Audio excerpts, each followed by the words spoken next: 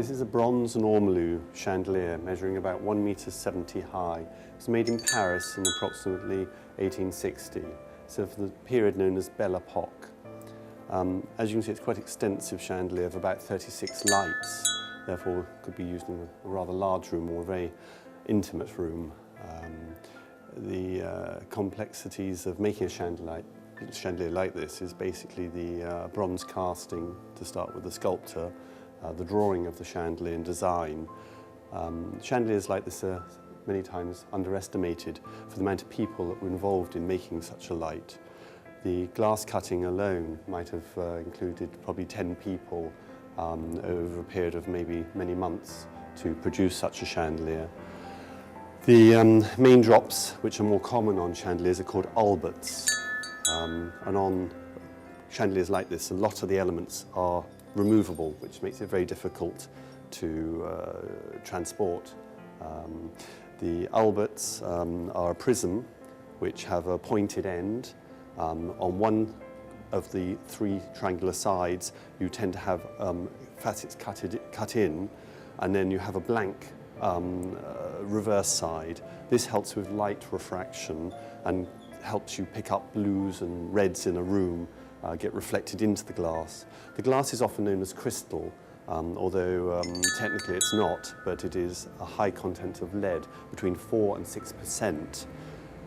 This nowadays, by government law, means we can only put about 3% of lead into glass. Glass is made, of course, of sand, molten sand. Baccarat chandeliers are recognisable by their pans. This is a classic Baccarat pan with a star burst in the centre, outside a scalloped edge, hand finished. They were usually moulded to start with, and then on a wheel they were hand ground, and then on a separate wheel with a polishing buff of pumice sometimes. They were then smoothed, and then finally with a wadding they would be then buffed up completely.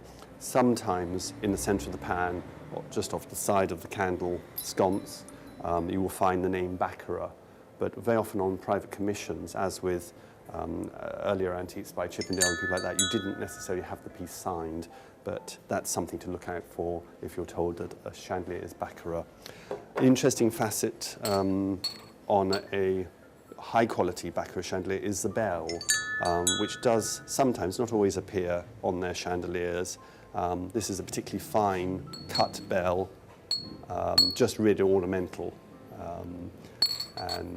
Then when you look through the actual body of the chandelier, the quality of the stem is not moulded, it's hand cut and highly polished, again showing the quality of the manufacturer, which is why Baccarat is so renowned throughout the world and was exported all over the world. You might think that obscure parts of the world you wouldn't find good chandeliers, but that's often contrary, that plantations who made money wanted only the best. Argentina, South America in general, commissioned French chandeliers to be specially built for houses. So in my travels around the world, whether you're in a jungle or on a ranch somewhere, you can find the most spectacular chandeliers. People often just wanted the best.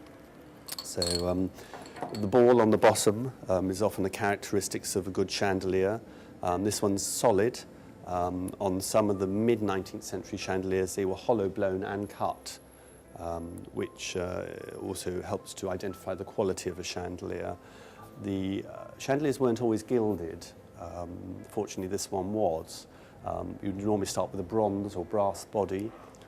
It would then be in small sections put into a kiln, which would have mercury, a small amount of mercury in the small kiln, with gold leaf applied to the metalwork. The kiln would be highly heated, it would have a chimney. The mercury would pressure onto the body of the item in the kiln.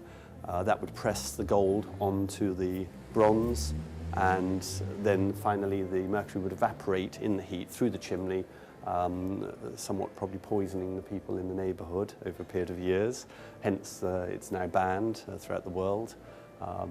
So nowadays when we clean a chandelier, we use various sort of acids, the professionals do anyway, under licence, and they can bring back the chandelier to its original glory, subject to anyone scrubbing, maids and so forth, scrubbing the chandeliers over the years. So if they haven't had too much cleaning, then very often the gold will reappear.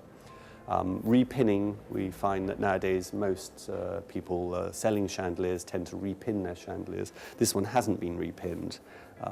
We've done quite a lot of work to it. Rewiring, when you buy a chandelier, you should always have it rewired or make sure it's rewired or has a pack code testing, which means there should be a little green label with some handwritten details of who had actually tested for government law.